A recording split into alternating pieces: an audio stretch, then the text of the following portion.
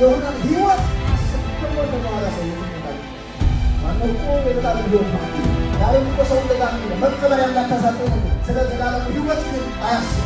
ነፍስ ወደ እኔ እንደምትሄድ ሰው አይረዳም። ነፍስ ወደደችም ጠላችሁ ሁለት ቦታ ነው ያለው። ጌታን ያምኑ ልጁ ያለው ሞት አለው። ልጁ ያለው ኢየሱስ ክርስቶስ የሚያምን ኢየሱስ ክርስቶስ የግል መድኃኒት አድርጎ የተቀበለ ኢየሱስ ክርስቶስ ተመልሶ ሲመጣ በመጋዝ የተሰቀሉ አጥንታቸው የተከሰከሰ በሳት የተቃጠሉ አሉ። ይሄ ስጋ ምን ሆኗል? አመድ ሆኗል።